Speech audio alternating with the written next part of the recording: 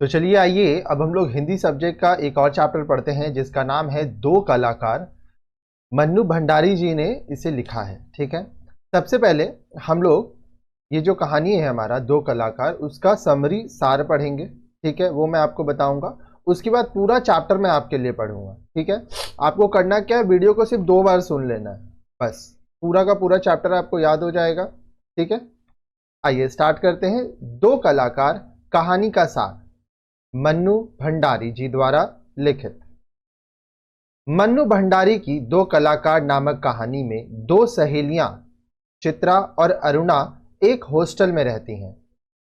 पढ़ाई के साथ साथ चित्रा को चित्रकारी का शौक है और अरुणा समाज सेवा का कार्य करती है।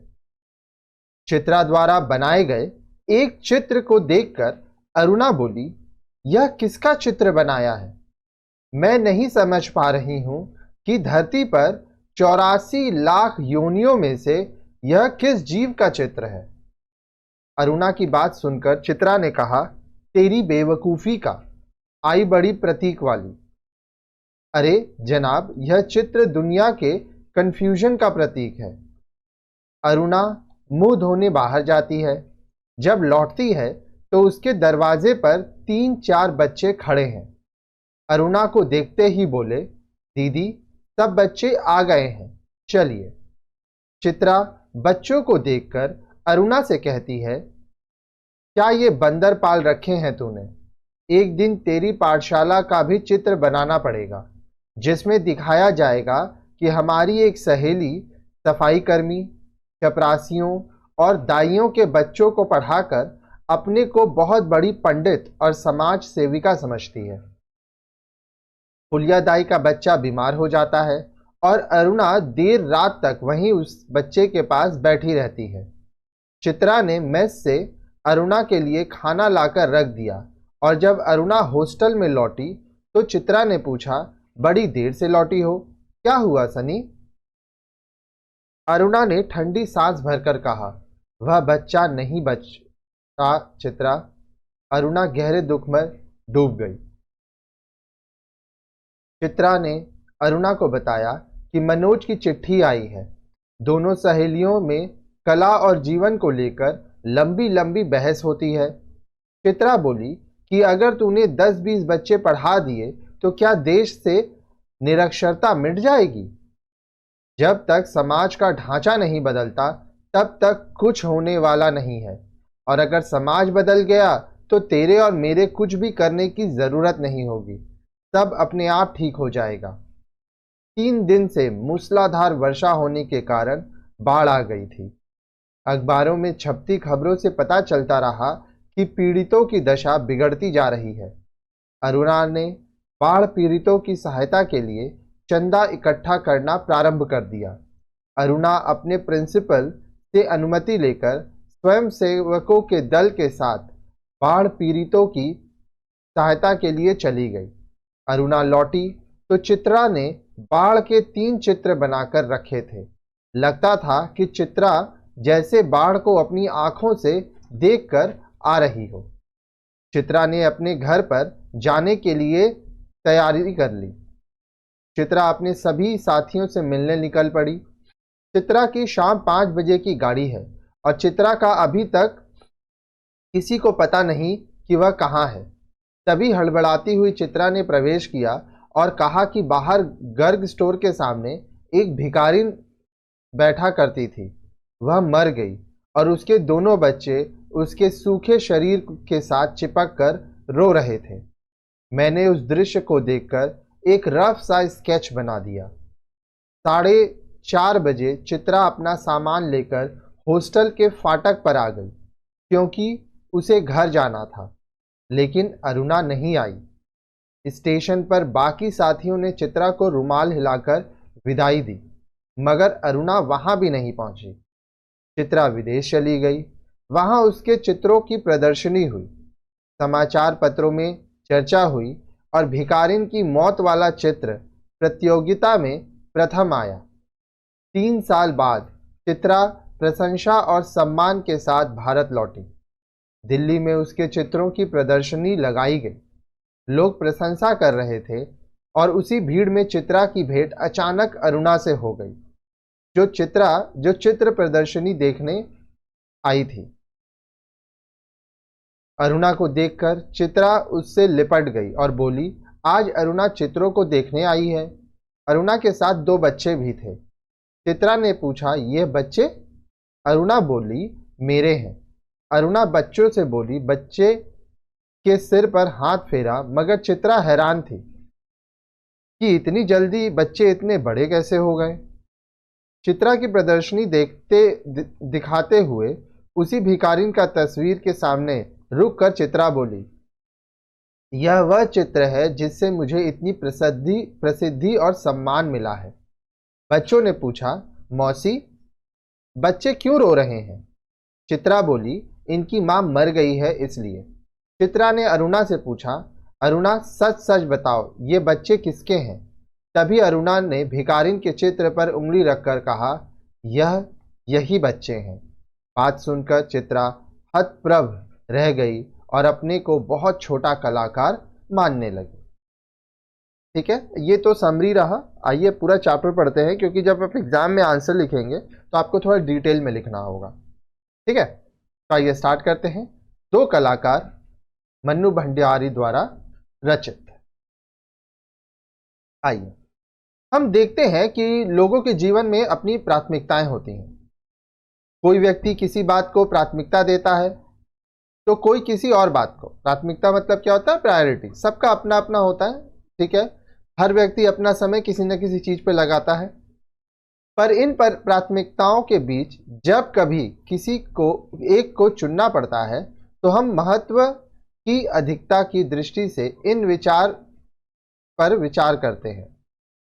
ऐसे में हम समझ लेते हैं कि संसार में सभी बातों की जरूरत होते हुए भी जब चुनाव की बात आती है तो सामाजिक दृष्टि से जो महत्वपूर्ण हो उसे ही हमने चुनना चाहिए। आइए एक कहानी के माध्यम से समझते हैं। सबसे पहले देखिए, ये कहानी जो आप पढ़ने जा रहे हैं, ये पढ़ने से आपको क्या होगा, आपका ये कहानी पढ़ने का उद्देश्य क्या है। इस पाठ को पढ़ने के बाद आप क्या क्या कर पाएंगे? चित्रा के साथ साथ अरुणा को भी कलाकार सिद्ध करते हुए अपने विचार व्यक्त कर सकेंगे। दोनों प्रमुख पात्रों की चारित्रिक विशेषताएं साधारण लिख सकेंगे। साधारण का मतलब होता है उदाहरण के साथ। कहानी के तत्वों के आधार पर 2 कलाकार कहानी की विवेचना कर सकेंगे। कहानी की भाषा शैली पर टिप्पणी लिख सकेंगे। ठीक है, अब देखिए यहाँ पे कुछ क्वेश्चन है, तो अगर आप चाहते हैं कि जितने भी क्वेश्चन आंसर्स है वो आपको दिया जाए तो जो नंबर दिया गया है 9051378712, इसमें आप हमें कांटेक्ट कीजिएगा। व्हाट्सएप में मैसेज कर सकते हैं, नॉर्मल कॉल कर सकते हैं, आपको क्वेश्चन आंसर्स दे दिए जाएंगे। ठीक है, अभी हम लोग मूल पाठ पढ़ेंगे। ठीक है, मूल पाठ पढ़ने के बाद आपको क्वेश्चन आंसर्स भी दिए जाएंगे, तो काफ़ी सारी चीज़ें होंगी जो आपको समझ में आएंगी। ओके, अब यहाँ पे कुछ वर्ड मीनिंग्स है, वो पहले आप लिख लीजिए। ठीक है, क्योंकि ये आपको काम आएगा। आंख गड़ाना, ध्यान से देखना। खिचड़ी पकाना, इधर उधर की चीजों को जोड़कर एक चीज तैयार करना। धनचक्कर, गोलमाल, ठीक से समझ में न आने वाला। रौब खाना, प्रभाव में आना। हाथ तोड़ना, मेहनत करना। ढिंढोरा पीटना, सभी को बता देना। ठीक है, गद्य है तो वर्ड मीनिंग्स अगर आपके पास रहेगा तो आपको आसान रहेगा। आइए, प्रतीक्षा, इंतजार। निरर्थक, बेकार। आइडिया, विचार। सामर्थ्य, शक्ति। ये वर्ड मीनिंग लिख लीजिए, क्योंकि ये सारे जो वर्ड्स हैं अभी हम लोग आगे यूज करेंगे। ठीक है,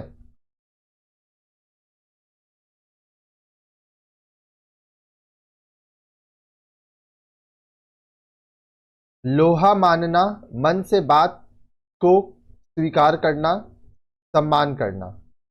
कायल होना, किसी की बात स्वीकार करना, लाजवाब होना। और वर्ड मीनिंग्स लिख लीजिए। सार्थ शब्दार्थ, विराट, बड़ा। सपने साकार, सोची हुई। सपने साकार होना, सोची हुई बात सच होना। अबाक, आश्चर्य, चुप। ठीक है, कुछ वर्ड्स है जो हम आपको लिखवाए हैं, लिख लीजिए। ठीक है, अब ये सारे वर्ड्स हम लोग को यहाँ काम आएगा। तो आइए चैप्टर को हम पढ़ेंगे, ध्यान से सुनिएगा। गद्य है, बहुत साधारण भाषा में, सरल भाषा में लिखा गया है। मूल पाठ, आइए मूल कहानी को एक बार पढ़ लेते हैं। दो कलाकार। ए रूनी उठ, और चादर खींचकर चित्रा ने सोती हुई अरुणा को झकझोर कर उठा दिया। अरे क्या है? आंख मलते हुए तनिक हिचलाहट स्वर भरे स्वर में अरुणा ने पूछा। चित्रा उसका हाथ पकड़कर खींचती हुई ले गई और अपने नए बनाए हुए चित्र के सामने ले जाकर खड़ा करके बोली, देख मेरा चित्र पूरा हो गया। ओह, तो इसे दिखाने के लिए तूने मेरी नींद खराब कर दी, बदतमीज कहीं की। अरे जरा इस चित्र को तो देखो, न पा गई पहला इनाम तो नाम बदल देना। चित्र को चारों ओर से घूमते हुए अरुणा बोली, किधर से देखूं? यह तो बता दे। 1000 बार तुझसे कहा है कि जिसका चित्र बनाए उसका नाम लिख दिया कर, जिससे गलतफहमी न हुआ करे, वरना तू बनाए हाथी और मैं समझूं उल्लू। फिर तस्वीर पर आंख गड़ाते हुए बोली, किसी तरह नहीं समझ पा रही हूं कि 84 लाख योनियों में से आखिर यह किस जीव की तस्वीर है। तो आपको यह कोई जीव नजर नहीं आ रहा है? अरे जरा अच्छी तरह देख और समझने की कोशिश कर। अरे यह क्या? इसमें तो सड़क, आदमी, ट्राम, बस, मोटर, मकान सब एक दूसरे पर चढ़ रहे हैं, मानो सबकी खिचड़ी पकाकर रख दी हो। क्या धनचक्कर बनाया है? और उसने वह चित्र रख दिया। जरा सोच कर बता कि यह किसका प्रतीक है? तेरी बेवकूफी का, आई बड़ी प्रतीक वाली। अरे जनाब, यह चित्र आज की दुनिया के कंफ्यूजन का प्रतीक है। बस, हाँ, थोड़ा सा दिमाग जरूरी है। चित्रा ने चुटकी ली तो अरुणा भड़क उठी। मुझे तो तेरे दिमाग के कंफ्यूजन का प्रतीक नजर आ रहा है। बिना मतलब जिंदगी खराब कर रही है। और अरुणा मुंह धोने के लिए बाहर चली गई। लौटी तो देखा 3-4 बच्चे उसके कमरे के दरवाजे पर खड़े उसकी प्रतीक्षा कर रहे हैं। आते ही बोले, दीदी। सब बच्चे आकर बैठ गए। चलिए। आ गए सब बच्चे? अच्छा चलो, मैं अभी आई। बच्चे दौड़ पड़े। क्या ये बंदर पाल रखे हैं तूने? फिर जरा हंसकर चित्रा बोली, एक दिन तेरी पाठशाला का चित्र बनाना होगा। जरा लोगों को दिखाया ही करेंगे कि हमारी एक ऐसी मित्र साहिबा थी जो सारे जमादार, दाइयों और चपरासियों के बच्चों को पढ़ा पढ़ा कर ही अपने को भारी पंडिता और समाज सेविका समझती थी। जा जा, समझते हैं तो समझते हैं। तू जाकर सारी दुनिया में ढिंढोरा पीटना, हमें कोई शर्म है क्या? तेरी तरह लकीर खींचकर तो समय बर्बाद नहीं करते। और पैर में चप्पल डालकर वह बाहर मैदान में चली गई, जहां बिना किसी आयोजन के ही एक छोटी सी पाठशाला बनी हुई थी। रात के 10 बजे थे। सारे हॉस्टल की बत्तियां नियम अनुसार बुझ चुकी थीं।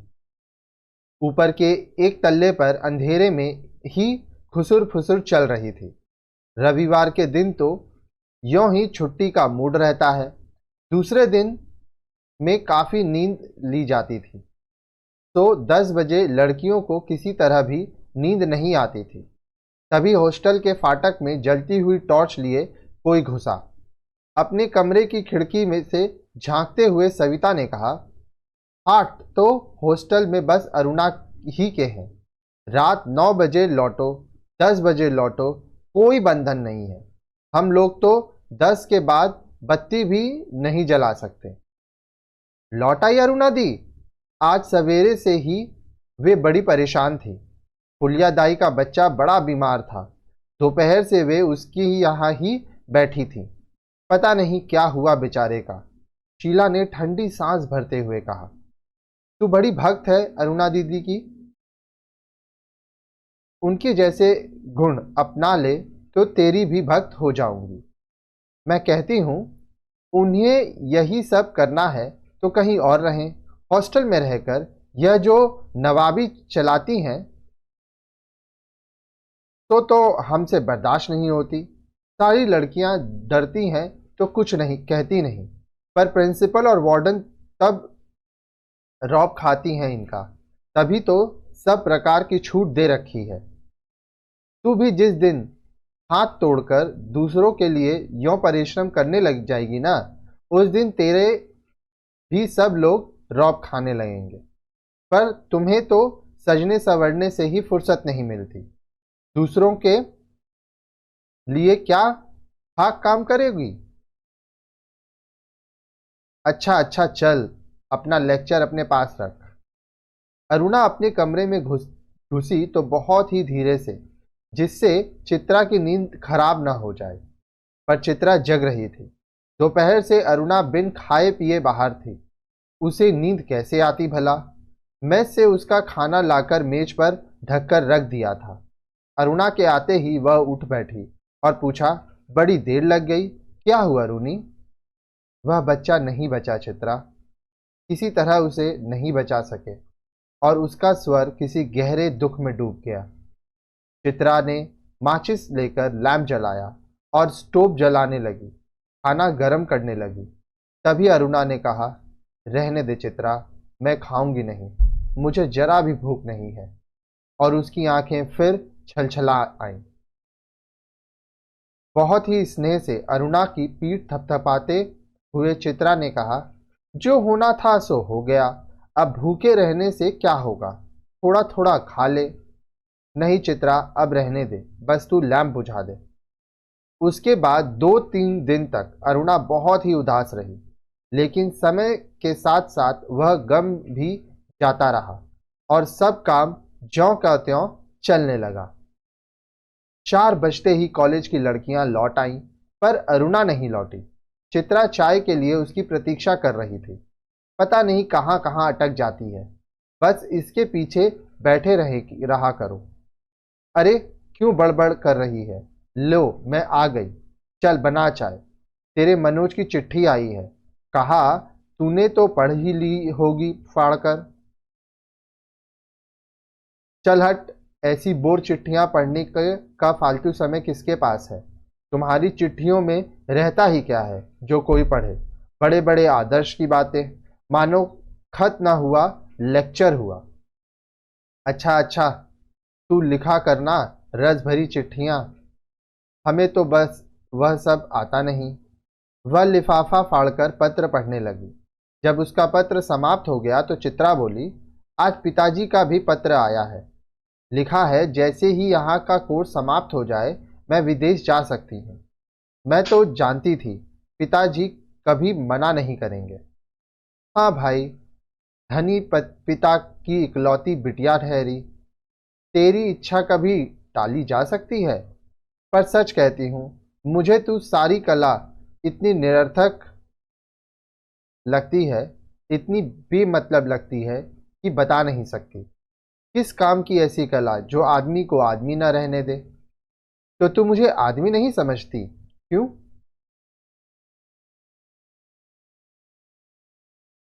तुझे दुनिया से कोई मतलब नहीं, दूसरों से कोई मतलब नहीं, बस 24 घंटे अपने रंग और तुलियों में डूबी रहती है।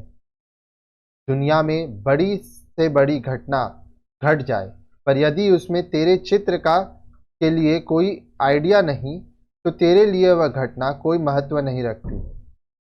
बस हर घड़ी, हर जगह और हर चीज में से तू अपने चित्रों के लिए मॉडल खोजा करती है। अरे इस लगन को तो देखकर ही तो गुरुजी कहते हैं कि वह समय दूर नहीं जब हिंदुस्तान के कोने कोने में मेरी शोहरत गूंज उठेगी।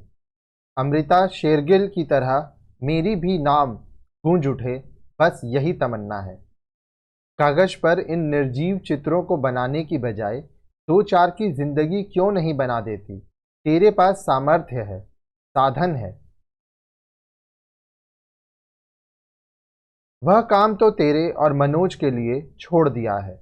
तुम दोनों ब्याह कर लो और फिर जल्दी से सारी दुनिया का कल्याण करने के लिए झंडा लेकर निकल पड़ना। और चित्रा हंस पड़ी। फिर बोली, अच्छा यह बता कि तेरे यह सब करने से क्या हो जाएगा? तूने अपनी अनोखी पाठशाला में 10-20 बच्चे पढ़ा दिए तो क्या निरक्षरता मिट जाएगी? अरे यह सब काम एक के किए नहीं होता। जब तक समाज का सारा ढांचा नहीं बदलता तब तक कुछ होने का नहीं। और ढांचा ही बदल गया तो तेरे मेरे कुछ करने की जरूरत नहीं, सब अपने आप ही हो जाएगा।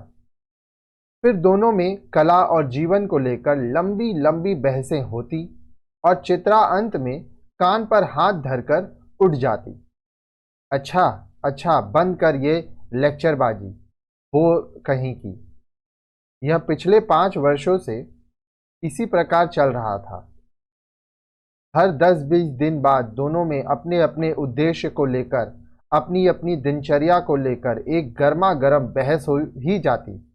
पर न वह उसकी बात का लोहा मानती थी और न वह उसकी बात की कायल होती थी। 3 दिन से मूसलाधार वर्षा हो रही थी। रोज अखबार में बाढ़ की खबरें आती थी। बाढ़ पीड़ितों की दशा बिगड़ती जा रही थी और वर्षा थी कि थमने का नाम ही नहीं लेती थी। अरुणा सारे दिन चंदा इकट्ठा करने में व्यस्त रहती थी। एक दिन आखिर चित्रा ने कह ही दिया, तेरे इम्तिहान सर पर आ रहे हैं, कुछ पढ़ती लिखती तू है नहीं, सारा दिन बस भटकती रहती है। फेल हो गई तो तेरे ससुर साहब क्या सोचेंगे कि इतना पैसा बेकार ही पानी में बहाया। आज शाम को एक स्वयं सेवकों का दल जा रहा है। प्रिंसिपल से अनुमति ले ली, मैं भी उनके साथ जा रही हूँ। चित्रा की बात को बिना सुनने उसने कहा। शाम को अरुणा चली गई। 15 दिन बाद वह लौटी तो उसकी हालत काफी खस्ता हो रही थी। सूरत ऐसी निकल आई थी मानो 6 महीने से बीमार हो। चित्रा उस समय अपने गुरुदेव के पास गई हुई थी। अरुणा नहा धोकर खा पीकर लेटने लगी। तभी उसकी नजर चित्रा के नए चित्रों की ओर गई। 3 चित्र बने रखे थे। तीनों बाढ़ के चित्र थे। जो दृश्य वह अपनी आंखों से देखकर आ रही थी, वैसे ही दृश्य अभी यहाँ भी अंकित थे। उसका मन जाने कैसा कैसा हो गया। वहां लोगों के जीने के लाले पड़ रहे हैं और उसमें भी इसे चित्रकारी ही सूझती है। और न जाने कितनी बात सोचते सोचते वह सो गई। शाम को चित्रा लौटी तो अरुणा को देखकर बड़ी प्रसन्न हुई। गनीमत है तू लौट आई। मैं सोच रही थी कि कहीं तू बाढ़ पीड़ितों की सेवा करती ही रह जाए और मैं जाने से पहले तुझसे मिल भी ना पाऊं। क्यों, तेरा जाना तय हो गया? हाँ, अगले बुध को मैं घर जाऊंगी और बस 1 सप्ताह बाद हिंदुस्तान की सीमा के बाहर पहुंच जाऊंगी। उल्लास उसके स्वर से छलक पड़ रहा था। सच कह रही है, तू चली जाएगी चित्रा? 6 साल से तेरे साथ रहते रहते मैं तो यह बात भूल ही गई कि कभी हमको अलग भी होना पड़ेगा। तू चली जाएगी तो मैं कैसे रहूंगी? अरे 2 महीने बाद शादी कर लेगी, फिर याद भी नहीं रहेगा कि कौन कमबख्त थी चित्रा। बड़ी लालसा थी तेरे शादी में आने की, पर अब तो आ नहीं सकूंगी। अच्छी तरह शादी करना, दोनों मिलकर सारे समाज का और सारे संसार का कल्याण करना।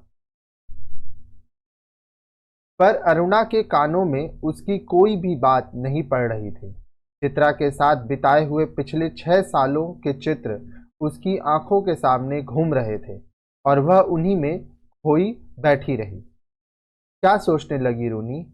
मनोज की याद आ गई क्या? चल हट, हर समय मजाक अच्छा नहीं लगता।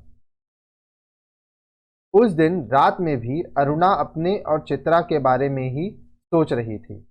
दोनों आचार विचार, रहन सहन, रुचि आदि में जमीन आसमान का अंतर था। फिर भी कितना स्नेह था दोनों में। सारा हॉस्टल उनकी मित्रता को ईर्ष्या की नज़र से देखता था। जब उसके बीए के इम्तिहान थे तो चित्रा कितना ख्याल रखती थी उसका। वह अक्सर चित्रा को डांट दिया करती थी, पर कभी उसने बुरा नहीं माना। यही चित्रा जब चली जाएगी बहुत बहुत दूर, यों 2 महीने भी कैसे निकालेगी, यह और यही सब सोचते सोचते उसे नींद आ गई। आज चित्रा को जाना था। हॉस्टल में उसे बड़ी शानदार विदाई मिली थी। अरुणा सवेरे से ही उसका सारा सामान ठीक कर रही थी।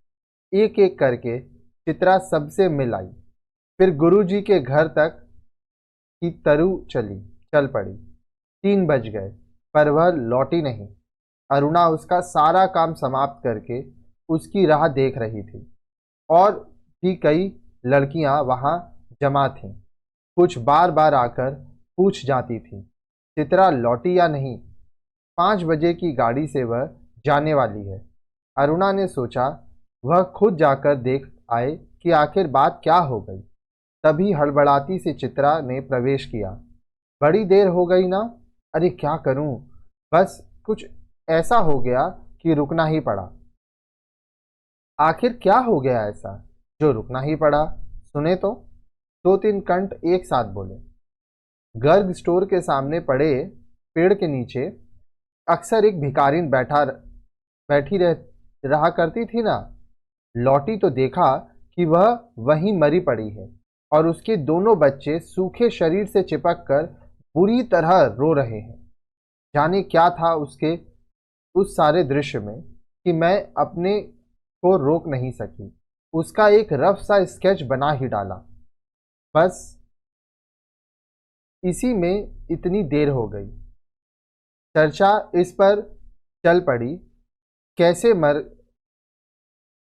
गई। कल तो उसे देखा था। किसी ने दार्शनिक की मुद्रा में कहा, अरे जिंदगी का क्या भरोसा, मौत कहकर थोड़ी आती है, आदि आदि। पर इस सारी चर्चा में अरुणा कब खिसक गई कोई जान ही नहीं पाया। 4:30 बजे चित्रा हॉस्टल के फाटक पर आ गई, पर तब तक अरुणा का कहीं पता नहीं था। बहुत सारी लड़कियां उसे छोड़ने स्टेशन आई, पर चित्रा की आंखें बराबर अरुणा को ढूंढ रही थी। उसे दृढ़ विश्वास था कि वह इस विदाई की बेला में उससे मिलने जरूर आएगी। 5 भी बज गए। रेल चल पड़ी। अनेक रुमालों ने हिल हिलाकर चित्रा को विदाई दी, पर उसकी आंखें किसी और की ही को ही ढूंढ रही थी। पर अरुणा न आई तो न आई। विदेश जाकर चित्रा तन मन से अपने काम में जुट गई। उसकी लगन ने उसकी कला को निखार दिया। विदेश में उसके चित्रों की धूम मच गई। भिकमंगी और 2 अनाथ बच्चों के उसके चित्र की प्रशंसा में तो अखबारों के कॉलम भर गए। शोहरत के ऊंचे कगार पर बैठे चित्रा जैसे अपना पिछला सब कुछ भूल गई। पहले वर्ष तो अरुणा से पत्र व्यवहार बड़े नियमित रूप से चला, फिर कम होते होते एकदम बंद हो गया। पिछले 1 साल से तो उसे यह भी नहीं मालूम कि वह कहाँ है। नई कल्पनाएं और नए नए विचार उसे नवीन सृजन की प्रेरणा देते और वह उन्हीं में खोई रहती। उसके चित्रों की प्रदर्शनियां होती। अनेक प्रतियोगिताओं में उसका अनाथ शीर्षक वाला चित्र प्रथम पुरस्कार पा चुका था। जाने क्या था उस चित्र में जो देखता वही चकित रह जाता। दुख, दारिद्र्य और करुणा जैसे साकार हो उठे थे। 3 साल बाद जब वह भारत लौटी तो बड़ा स्वागत हुआ उसका। अखबारों में उसकी कला पर, उसके जीवन पर अनेक लेख छिपे। पिता अपनी इकलौती बिटिया की इस कामयाबी पर गदगद थे। समझ नहीं पा रहे थे कि उसे कहाँ कहाँ उठाए बिठाएं। दिल्ली में उसके चित्रों की प्रदर्शनी का विराट आयोजन किया गया। उद्घाटन करने के लिए उसे ही बुलाया गया था। उस प्रदर्शनी को देखने के लिए जनता उमड़ पड़ी थी। भूरी भूरी प्रशंसा हो रही थी और चित्रा को लग रहा था जैसे उसके सपने साकार हो गए। उस भीड़ भाड़ में अचानक उसकी भेंट अरुणा से हो गई। रूनी कहकर वह भीड़ में की उपस्थिति को भूलकर अरुणा के गले से लिपट गई।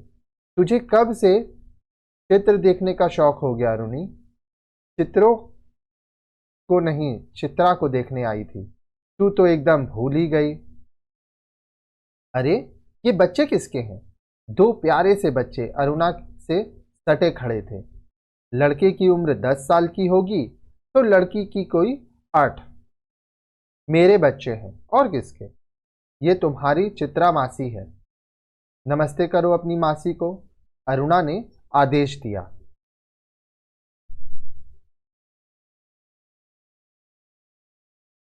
आगे देखिए। बच्चों ने बड़ी अदा से नमस्ते किया। फिर चित्रा अबाक होकर कभी उनका और कभी अरुणा का मुंह देख रही थी।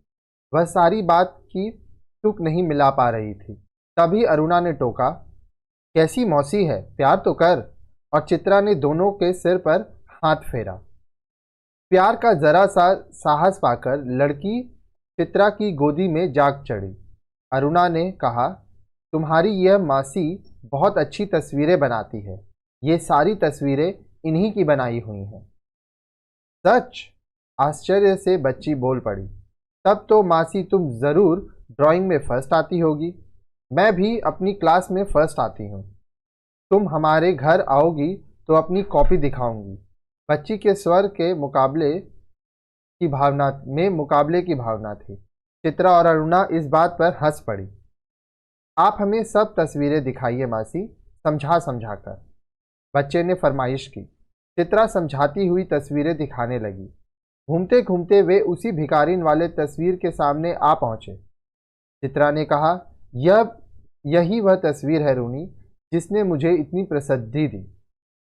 ये बच्चे रो क्यों रहे हैं मासी? तस्वीर को ध्यान से देखकर बालिका ने कहा, इनकी मां मर गई। देखती नहीं, मरी पड़ी है। इतना भी नहीं समझती? बालक ने मौका पाते ही अपने बड़प्पन की छाप लगाई। ये सचमुच के बच्चे थे मासी। बालिका का स्वर करुण से करुणतर होता जा रहा था। अरे सचमुच के बच्चे को देखकर ही तो बनाई थी यह तस्वीर। हाय राम, इनकी मां मर गई तो फिर इन बच्चों का क्या हुआ? बालक ने पूछा। मासी, हमें ऐसी तस्वीर नहीं, अच्छी अच्छी तस्वीरें दिखाओ, राजा रानी की, परियों की। उस तस्वीर को और अधिक देर तक देखना बच्चों के लिए असहाय हो उठा था। तभी अरुणा के पति आ पहुंचे। परिचय हुआ। साधारण बातचीत के पश्चात अरुणा ने दोनों बच्चों को उनके हवाले करते हुए कहा, आप जरा बच्चों को प्रदर्शनी दिखाइए, मैं चित्रा को लेकर घर चलती हूँ। बच्चे इच्छा न रहते हुए भी पिता के साथ विदा हुए। चित्रा को दोनों बच्चे बड़े ही प्यारे लगे। वह उन्हें एकटक देखती रहती। जैसे ही वे आंखों से ओझल हुए, उसने पूछा, सच सच बता रूनी, ये प्यारे प्यारे बच्चे किसके हैं? कहा तो मेरे, अरुणा ने हंसते हुए कहा। अरे बताओ ना, मुझे बेवकूफ़ बनाने चली है।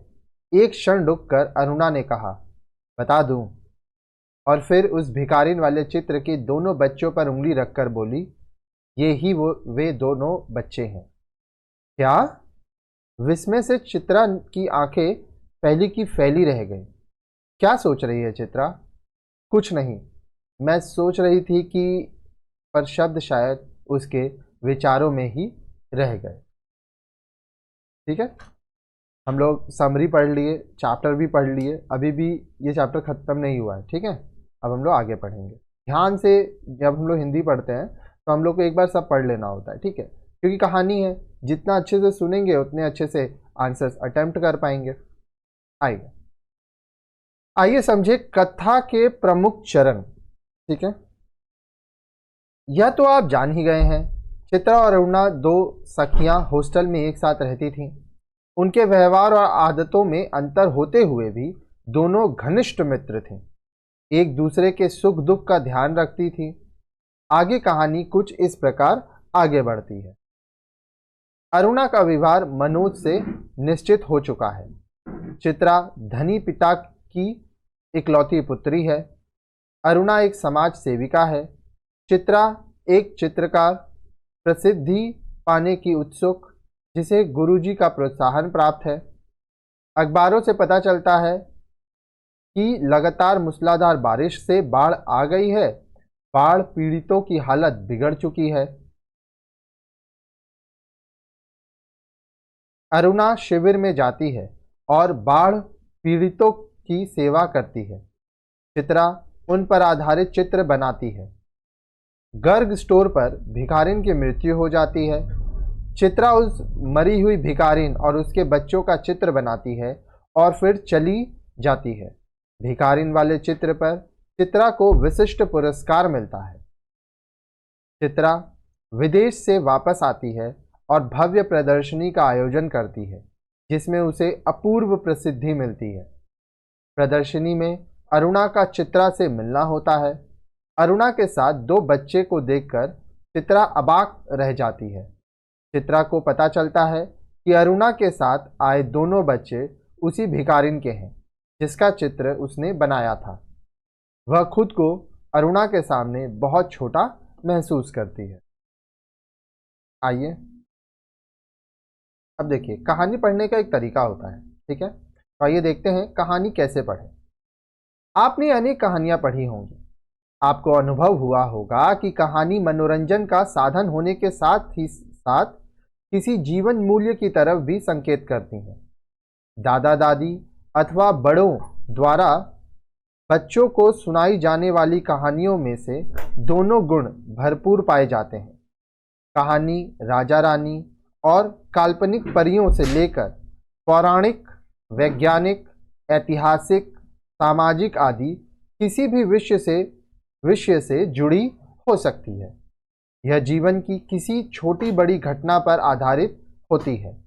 कहानी को छोटे मुंह बड़ी बात कहा गया है। सुप्रसिद्ध कहानीकार प्रेमचंद ने कहा है कि कहानी एक गमला है तो उपन्यास पूरा उद्यान। किसी भी कहानी को अच्छी तरह से समझने के लिए हमें उसके 6 तत्वों का अध्ययन करते हैं हम। पहला कथा वस्तु, दूसरा देश काल तथा वातावरण, तीसरा चरित्र चित्रण, चौथा कथोपकथन, पांचवा उद्देश्य, छठा भाषा शैली। लेकिन कभी कभी कहानी में इनमें से कोई एक तत्व नहीं भी होता है। आइए पढ़कर देखते हैं कि दो कलाकार कहानियों में ये सभी तत्व किस प्रकार मौजूद है। आइए सबसे पहले देखते हैं कथा वस्तु। कथा वस्तु का निर्माण परिस्थितियों, घटनाओं और पात्रों के संयोग से होता है। वास्तव में लेखक अपने कथ्य या उद्देश्य के अनुसार ही कथा वस्तु का स्वरूप तैयार करता है। उद्देश्य के अनुसार कभी घटनाओं की प्रधानता हो जाती है, कभी चित्र और कभी वातावरण की। इस कहानी में वातावरण की कोई विशेष भूमिका नहीं है। केवल छात्राओं के हॉस्टल का परिवेश दिखाया गया है और उसी के इर्द गिर्द रहने वाले लोगों की सेवा में जुटी अरुणा को कलाकार कहा गया है। कलाकार चित्रा भी है, पर अरुणा चूंकि समाज के बीच जाकर मुसीबतों में पड़े लोगों की सहायता करती है, अतः मन्नू भंडारी ने उसे बड़ा कलाकार माना है। आगे देखिए, कहानी के शुरू में छात्रावास में रहने वाली चित्रा और अरुणा की रुचियों, उपहास वृत्ति और प्रगाढ़ मैत्री को संवादों, आचरणों और कार्यों से रेखांकित किया गया है। छात्रावास में रहने वाली सविता और शीला का के संवाद के माध्यम से न केवल अरुणा की सेवा भावना का पता चलता है, बल्कि सविता की ईर्ष्या और आराम परस्ती की वृत्ति का भी पता चलता है। इस प्रकार कहानी के पहले अंश में संवादों और घटनाओं के माध्यम से कहानी को आगे बढ़ाया गया है। कहानीकार ने अपने कथ्य को संवादों के जरिए स्पष्ट किया है। अरुणा कागज पर चित्र बनाने की बजाय लोगों की जिंदगी बनाना ज्यादा श्रेष्ठ कर समझती है। अरुणा का यह संवाद कि किस काम की ऐसी कला जो आदमी को आदमी न रहने दे ही कहानी का मूल संदेश है। इसी को स्पष्ट करने के लिए दोनों सखियों में भिन्न भिन्न रुचियों और मनोवृत्तियों को संवाद के माध्यम के विस्तार दिया गया है। बाढ़ पीड़ितों की सेवा वाली घटना और भिखारिन के रोते हुए दोनों बच्चों वाली घटना से दोनों सखियां जुड़ी हुई हैं। चित्रा इन घटनाओं के चित्र बनाती है, किंतु अरुणा उनकी सेवा करके उन्हें जीवन दान देते हुए पूरा कथानक रंगों और लकीरों की बजाय मानव सेवा को महत्व देने के लिए गढ़ा गया है। कहानी का अंतिम भाग भी संवादों और घटना से ही विस्तार पाता है। यह खंड दोनों सखियों में चली आ रही उस बहस का भी अंत कर देता है जो अपने अपने कामों को उत्तम सिद्ध करना चाहती थी। अपनी चित्र प्रदर्शनी में अरुणा के साथ आए दोनों बच्चों को देखकर चित्रा चकित होती है और जब उसे यह पता चलता है कि वे दोनों मृत भिखारिनी के बच्चे हैं, जिसका उसने स्केच बनाकर प्रसिद्धि पाई है, तो उसके आश्चर्य का ठिकाना नहीं रहता। वह स्वयं को छोटा महसूस करती है और अरुणा को महान कलाकार समझती है। कहानी में इस बात को शब्दों में नहीं कहा गया, बल्कि इसकी ओर संकेत भी किया गया है। इस प्रकार पूरी कहानी घटना और संवादों के माध्यम से सहज रूप से आगे बढ़ती है। कहीं से भी कथानक न तो अनगढ़ लगता है और न ही कृत्रिम। ऐसा लगता है कि जीवन का एक टुकड़ा पूरी सच्चाई, ईमानदारी और जीवंतता के साथ मूर्त कर दिया गया है। ठीक है, आइए आगे बढ़ते हैं। अब हम लोग देश काल तथा वातावरण देखेंगे। कहानी में देश काल से आशय उन सामाजिक, भौगोलिक, ऐतिहासिक स्थितियों से हैं जिनमें कहानी लिखी गई होती है या जिन्हें कहानी में उभारने की कोशिश की गई होती है। देश का अर्थ तो आप जानते ही हैं। जी हाँ, स्थान और काल का अर्थ होता है समय, यानी कहानी में देश या स्थान की जिस सामाजिक और सांस्कृतिक स्थितियों तथा कालखंड का वर्णन मिलता है या परोक्ष रूप से ये दिखाई देते हैं, उसे देश काल कहा जाता है। वातावरण का आशय किसी भी कालखंड की स्थितियों से होता है। उदाहरण के लिए, जब आप राजा रानी की कोई कहानी पढ़ते हैं तो आपको स्पष्ट हो जाता है कि कहानी प्राचीन समय के वातावरण को उजागर कर रही है। दो कलाकार आधुनिक कालखंड में भारतीय समाज के वातावरण को दर्शाती है। चित्रा और अरुणा दो सहेलियां हैं जो हॉस्टल में रहती हैं। लेखिका ने उन्हें हॉस्टल में रहते हुए दिखाकर आधुनिक भारतीय समाज के वातावरण को प्रस्तुत किया है, क्योंकि आधुनिक काल से पहले लड़कियों का इस तरह से कहीं बाहर रहना और अपनी मर्जी से काम करना प्रचलन में नहीं था। इस कहानी में दोनों सहेलियां स्वतंत्र हैं, खुले विचारों की हैं। दोनों अपने पुरुष मित्रों के बारे में खुलकर बातें करती हैं और इसे बुरा नहीं मानती। आधुनिक शिक्षा और सोच के कारण किस तरह हमारे समाज में बदलाव आया है, उससे समाज में महिलाओं की आज़ादी, उन्हें भी पुरुषों की तरह अपने जीवन का निर्णय लेने और समय से काम करने की परंपरा विकसित हुई है। इस कहानी में इस कालखंड की प्रवृत्तियों को साफ देखा जा सकता है। दोनों पात्रों में भरपूर आत्मविश्वास और निर्णय लेने की क्षमता है। चरित्र चित्रण देखिए। कहानी को पढ़ते हुए आपने जान लिया होगा कि इसमें मुख्यतः दो ही पात्र हैं, अरुणा और चित्रा। इस कहानी में छात्रावास और शहरी जीवन का परिवेश है। छात्रावास की अन्य छात्राओं की उपस्थिति कहानी में है, किंतु पूरी कहानी में यही दोनों पात्र छाए हुए हैं। हाँ, कुछ समय के लिए सविता और शीला भी दिखाई पड़ती हैं, जिनमें सविता की अरुणा के प्रति ईर्ष्या और शीला की सम्मान भावना दिखाई देती है। कहानी में अरुणा की करुणा और कर्मनिष्ठा को स्पष्ट किया गया है। उसकी सत्कर्म प्रवृत्ति ने सभी को प्रभावित किया है, चाहे हॉस्टल की वार्डन हो या फिर कॉलेज की प्रिंसिपल। आइए अब इन दोनों प्रमुख पात्रों की चरित्रगत विशेषताओं के बारे में विस्तार से जानें। सबसे पहले अरुणा जी के बारे में जानते हैं। अरुणा एक मध्य वर्गीय परिवार की लड़की है जो संस्कारों से, परोपकारी तथा कर्म से के प्रति समर्पित है। वह समाज सेवा के लिए हमेशा तैयार रहती है। कभी वह आसपास के बच्चों को पढ़ाती है तो कभी बाढ़ पीड़ितों के लिए चंदा इकट्ठा करने में व्यस्त रहती है। इन कार्यों की वजह से वह अपनी पढ़ाई की भी उपेक्षा कर देती है। इसलिए उसकी सखी चित्रा उसे पढ़ाई के प्रति सचेत करते हुए कहती है, तेरे इम्तिहान सिर पर आ रहे हैं, कुछ पढ़ती लिखती तू है नहीं, सारे दिन बस भटकती रहती है। अरुणा के हृदय में समाज सेवा के लिए इतना उत्साह है कि वह प्रधानाचार्य से स्वयंसेवकों के दल के साथ जाने के लिए अनुमति पा लेती है। संवेदनशील अरुणा बाढ़ पीड़ितों की सेवा में दिन रात एक कर देती है और भूख प्यास की परवाह किए बिना समाज सेवा में लगी रहती है।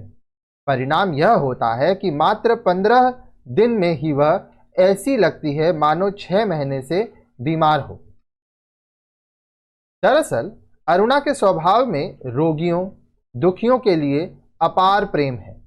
जब वह फुलिया दाई के बच्चे की बीमारी के बारे में सुनती है तो फौरन उसकी सेवा में तत्पर हो जाती है। सेवा करने के बावजूद वह बच्चे को नहीं बचा पाती।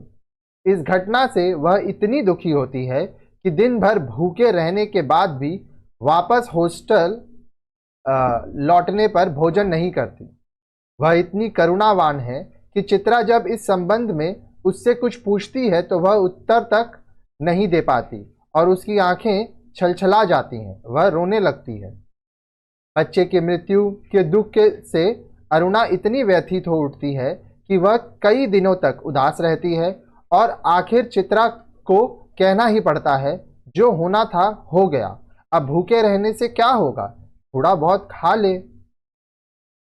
यद्यपि कहानी के आरंभ में अरुणा की उपहास वृत्ति का पता चलता है, किंतु वास्तविकता यह है कि स्वभाव से वह गंभीर है।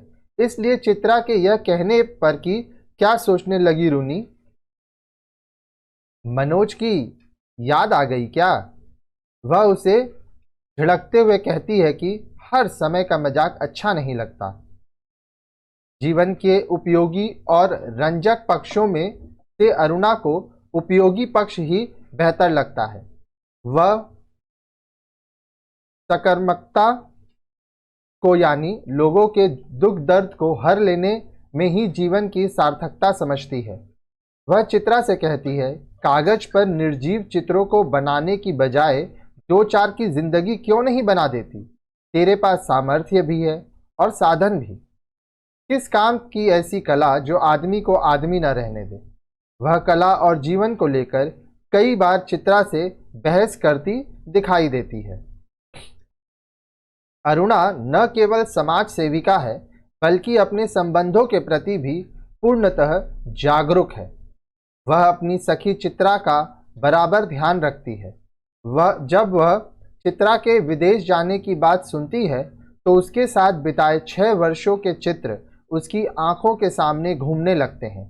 वह उन्हीं में खो जाती है और कहती है, 6 साल तेरे साथ रहते रहते मैं तो ये भूल ही गई कि एक दिन हमको अलग होना पड़ेगा। तू चली जाएगी तो मैं कैसे रहूंगी।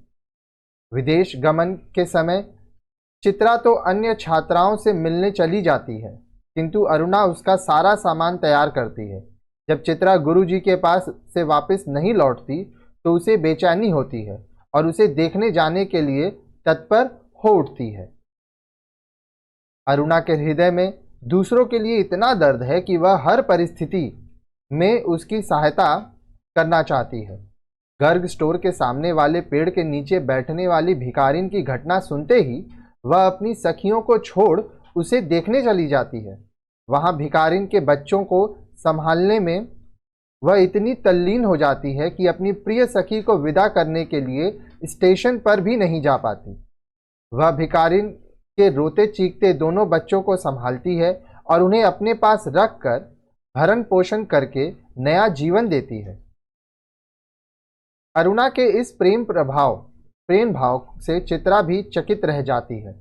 जब अरुणा चित्रा की चित्र प्रदर्शनी में अपने साथ मृत भिखारिन के दोनों बच्चों को लाती है और चित्रा को पता चलता है कि ये दोनों बच्चे वे ही हैं जिनकी वजह से उसे इतनी प्रसिद्धि मिली है, तो विस्मय से उसकी आंखें फैली रह जाती है। वस्तुतः उसी दिन उसे इस बात का एहसास होता है कि वास्तविक कला तो दूसरों को जीवन देना है, जिसे उसकी सखी अरुणा ने इन दोनों बच्चों को दिया है। इस प्रकार हम देखते हैं कि अरुणा के हृदय में सच्ची संवेदना है। दया, मैत्री, परोपकार तथा सहानुभूति से भरा उसका हृदय कर्म के प्रति अनुप्रेरित रहता है। सबसे बड़ी बात यह कि उसके भीतर की में करुणा का यह भाव ही उसे समाज के लिए कुछ करने को प्रेरित करता है।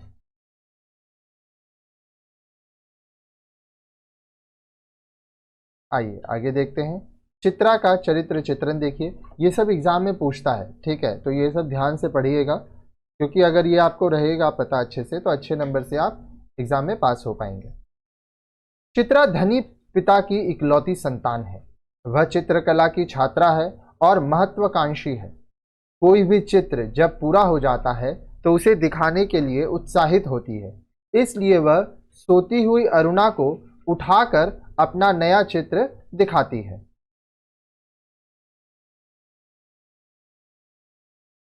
चित्रकला की लगन उसे इतनी है कि वह हर समय रंगों में डूबी रहती है। ऐसे में उसे देश दुनिया तक की खबर नहीं रहती। वह व्यक्तिगत उपलब्धियों को प्राथमिकता देती है, न कि सामाजिक कर्मों को। इसलिए अरुणा उसे कहती है, तुझे दुनिया से कोई मतलब नहीं, दूसरों से कोई मतलब नहीं, बस 24 घंटे अपने रंग और तुलियों में डूबी रहती है। चित्रकला को वह इतना महत्व देती है कि हर एक घटना में अपनी कला के लिए आइडिया की तलाश में रहती है। अरुणा उससे कहती है कि दुनिया में बड़ी से बड़ी घटना घट जाए, पर यदि उसमें तेरे चित्र के लिए कोई आइडिया नहीं तो तेरे लिए उस घटना का कोई महत्व नहीं। बस हर घड़ी हर जगह तू मॉडल खोजा करती है। उसकी इस लगन को देखकर गुरुजी कहते हैं कि वह समय दूर नहीं जब हिंदुस्तान के कोने कोने में तेरी शोहरत गूंजेगी।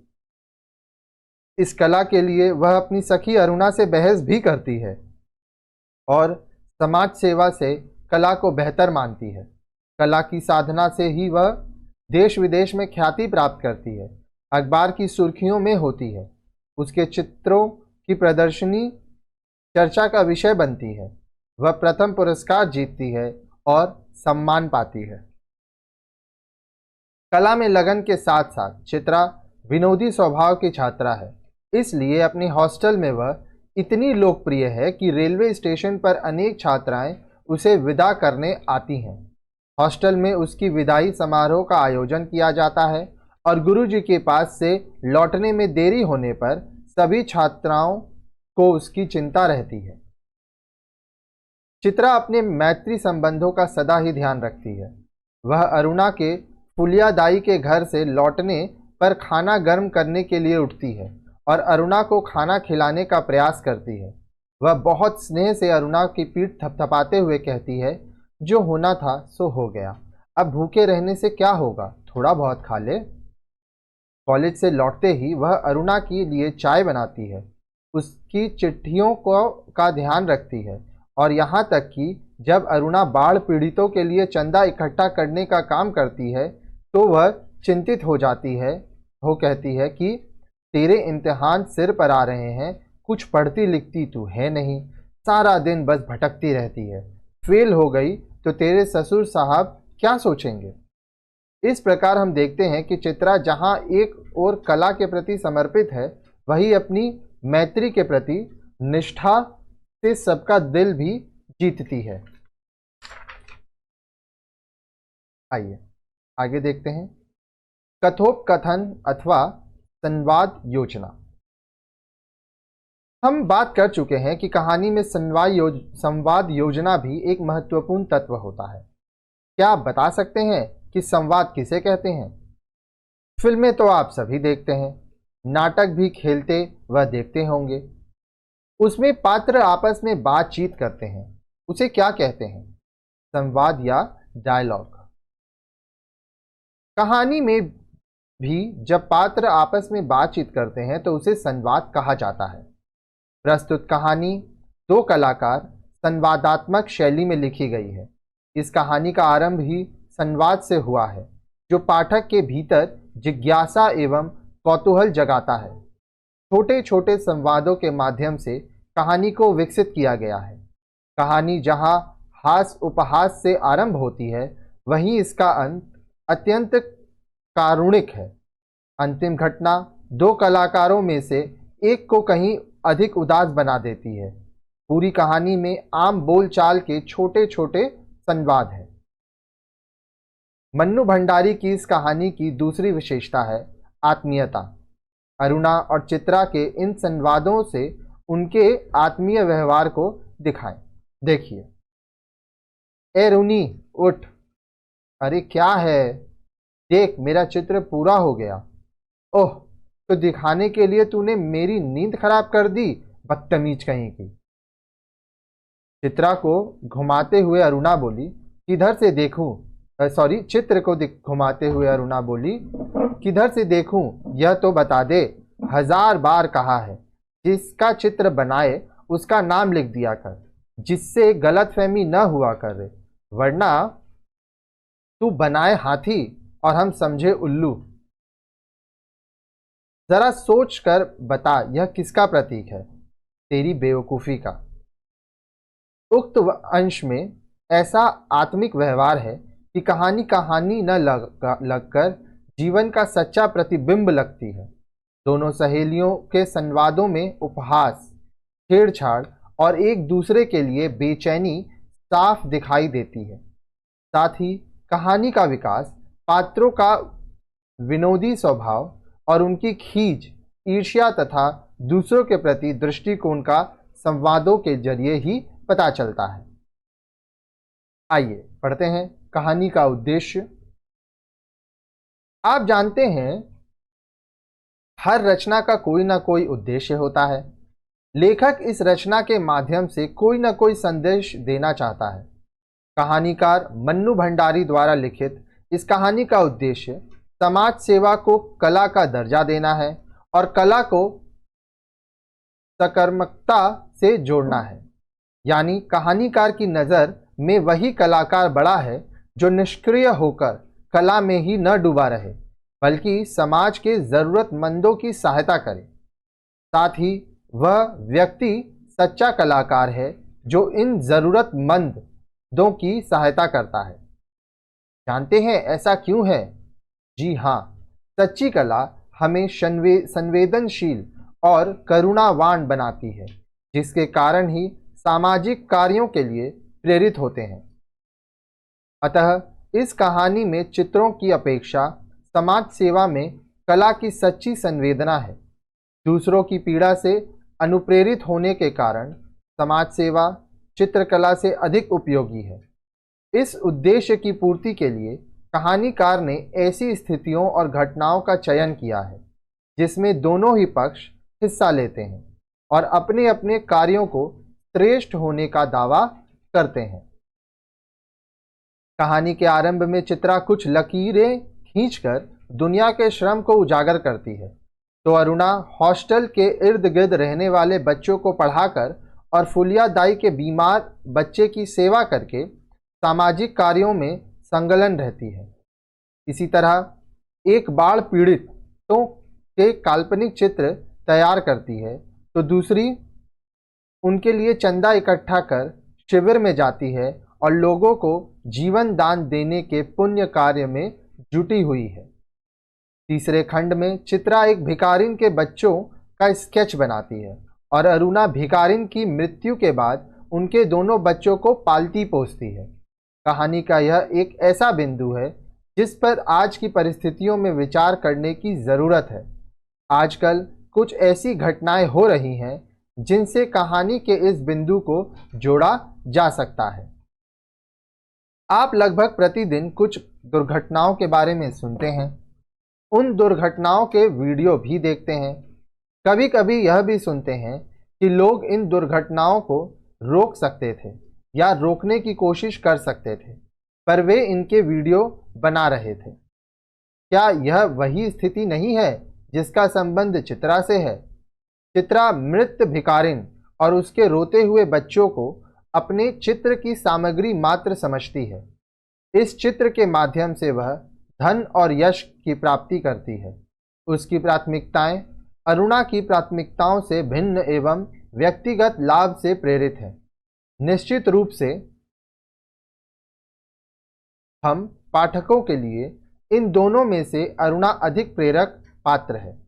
उसमें एक सच्चे कलाकार की संवेदनशीलता एवं कर्मशीलता है, जबकि चित्रा काम तो कलाकार का कर रही है पर उसमें सच्ची संवेदनशीलता और कर्मशीलता नहीं है। कल्पना कीजिए कि चित्रा चित्र बनाने के साथ ही अरुणा की सकर्मता से युक्त होती तो क्या होता? तब वह अरुणा से अधिक अनुकरणीय पात्र बन जाती। कहानीकार ने इन अनेक घटनाओं के माध्यम से समाज सेवा को सहज रूप से उत्तम सिद्ध करना चाहा और बताया कि मानवीय संवेदनाओं से भरा व्यक्ति ही सच्चा कलाकार हो सकता है। किस काम की ऐसी कला जो आदमी को आदमी न रहने दे? दुनिया की बड़ी से बड़ी घटना भी इसे आंदोलित नहीं करती जब तक उसमें कला के लिए कोई स्थान न हो। जैसे संवादों से कहानीकार ने अपने उद्देश्य को स्पष्ट किया है और सहज रूप से आई घटनाओं, चरित्रों तथा संवादों के माध्यम से अपने उद्देश्य प्राप्त करने में सफलता पाई है। घटनाओं के अतिरिक्त संवादों के माध्यम से भी उद्देश्य को स्पष्ट करने का प्रयास किया गया है। चित्रा और अरुणा जहां अपने अपने कार्य को श्रेष्ठ बताती हैं, वहीं उनके संवाद कहानी के उद्देश्य को रेखांकित करते हैं।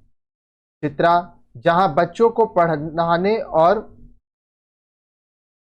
तुल्या दाई के बीमार बच्चों की सेवा करने वाली घटना का मजाक उड़ाती है, वहीं कहानी के अंत में अरुणा भी चित्रा द्वारा तैयार किए गए चित्र को चित्रा का कंफ्यूजन यानी भ्रम कहती है।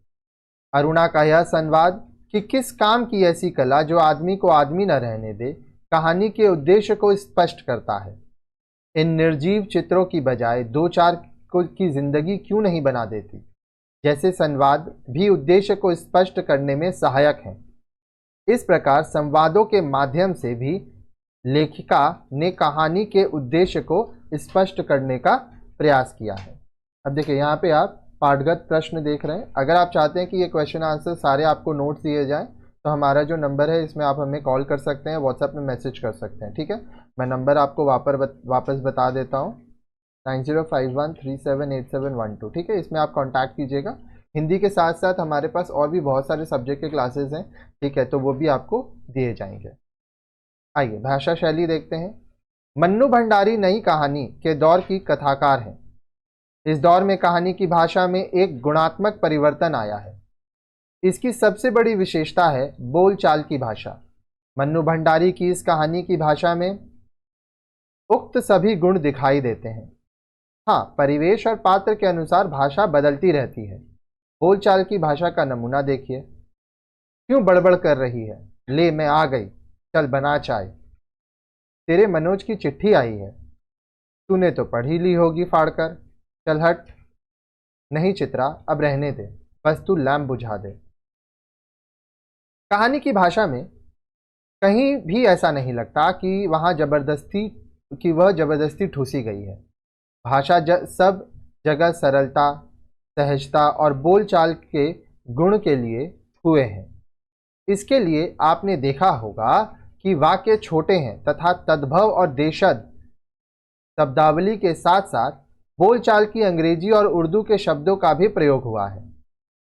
अंग्रेजी शब्दों में lecture, bore, idea, confusion, principal, warden जैसे अनेक शब्द हैं, तो उर्दू के इम्तिहान, हुनर, बहस, अखबार, खस्ता, हालत आदि जैसे बोलचाल के साधारण शब्दों का प्रयोग है।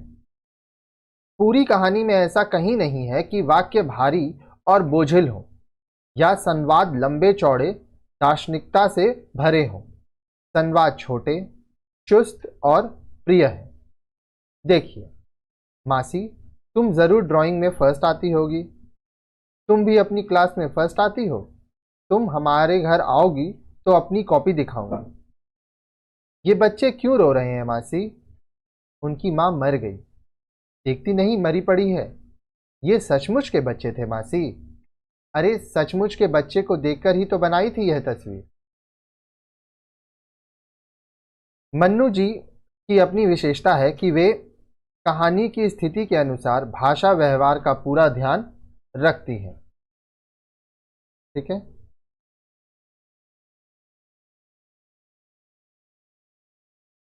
आइए भाषा कार्य हम लोग देखेंगे। रचना की दृष्टि से वाक्य भेद आप जान चुके हैं। सरल, संयुक्त और मिश्र वाक्य है।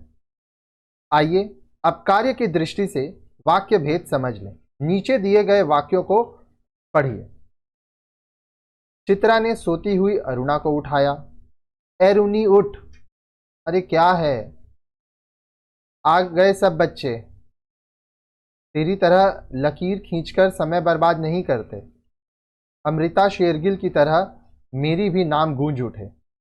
ओह, तो इसे दिखाने के लिए तूने मेरी नींद खराब कर दी। ऊपर पहला वाक्य सामान्य सूचना दे रहा है। इसे साधारण वाक्य या कथानक वाक्य कहते हैं। वाक्य 2 में आदेश या आज्ञा है। ऐसे वाक्य आज्ञार्थक कहे जाते हैं। वाक्य 3 और 4 में प्रश्न पूछे गए हैं। इन्हें क्या कहेंगे? प्रश्नार्थक। वाक्य 5 में निषेध है, क्योंकि यह नहीं या मना करने का अर्थ दे रहा है। इसे कहेंगे निषेधार्थक। वाक्य 6 पढ़िए। इस वाक्य में चित्रा की मनोकामना है, इच्छा है, इसलिए इस ऐसे वाक्यों को इच्छार्थक कहेंगे। अंतिम वाक्य ओह से प्रारंभ हो रहा है और मनोवेग को सूचित कर रहा है। ऐसे वाक्य मनोवेगात्मक वाक्य कहे जाते हैं।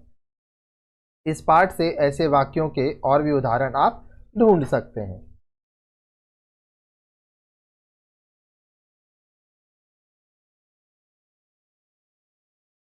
अर्थ की दृष्टि से एक प्रकार की वाक्य रचना को आप दूसरे प्रकार की वाक्य रचना में भी बदल सकते हैं। जैसे चित्रा ने सोई हुई अरुणा को उठाया। ये कथनात्मक है।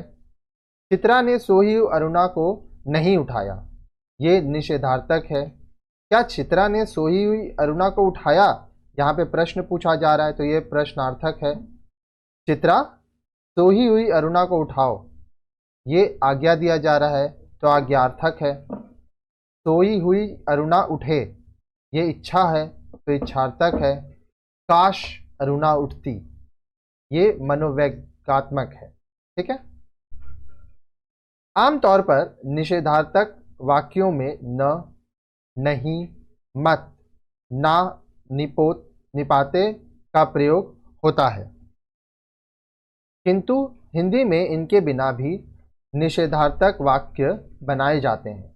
ऐसे वाक्य बाहर से देखने पर कथनात्मक, प्रश्नात्मक और मनोवैज्ञात्मक से प्रतीत होते हैं, पर अर्थ की दृष्टि से ये निषेधार्थक होते हैं। जैसे, हमें कोई शर्म है क्या? हमें शर्म नहीं है। क्या खाक काम करेगी? काम नहीं करेगी। तेरी इच्छा भी कभी टाली जा सकती है? तेरी इच्छा नहीं टाली जा सकती।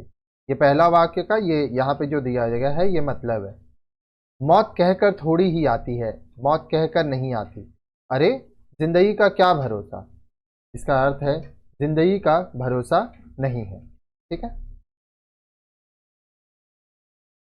आइए अब हम लोग योग्यता विस्तार देखेंगे और लेखक परिचय जानेंगे। लेखक परिचय जानना इसलिए ज़रूरी है क्योंकि जब आप एग्जाम में आंसर लिखेंगे तो आप अच्छे से आंसर लिख पाएंगे। आइए देखते हैं लेखक परिचय। मन्नू भंडारी नए दौर की कहानीकारों में अग्रणी स्थान रखती हैं। इनका जन्म 3 अप्रैल 1931 ईस्वी को भानपुरा मध्य प्रदेश में हुआ था। इनकी प्रारंभिक शिक्षा अजमेर में हुई। काशी हिंदू विश्वविद्यालय से हिंदी एमए करने के बाद कलकत्ता के अध्यापन कार्य करने लगी। ये जो आप फोटो देख रहे हैं ये मन्नू भंडारी जी का फोटो है। कुछ समय बाद इनकी नियुक्ति दिल्ली विश्वविद्यालय में प्राध्यापिका के पद पर हो गई। आपने अधिकतर सामाजिक और मनोवैज्ञानिक लेखन किया है।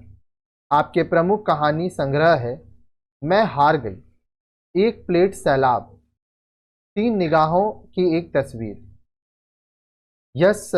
यही सच है आदि। इनके महाभोज और आपका बंटी प्रसिद्ध उपन्यास है। 2006 में सलाका सम्मान से अलंकृत इनका देहावसान 15 नवंबर 2021 को हुआ। ठीक है, अच्छा, अगर आप चाहते हैं कि आपको चैप्टर वाइज क्लासेस हम लोग से मिले, आपको क्वेश्चन आंसर्स चाहिए, प्रीवियस ईयर क्वेश्चन पेपर चाहिए, सॉल्व सैम्पल पेपर चाहिए, इंपॉर्टेंट चैप्टर्स चाहिए, लाइव डाउट क्लियरिंग क्लासेस चाहिए, तो ये जो नंबर दिया गया है 9051378712, आप इसमें हमें कांटेक्ट कीजिएगा। ये सब चीज़ें आपको प्रोवाइड कर दी जाएंगी। ठीक है।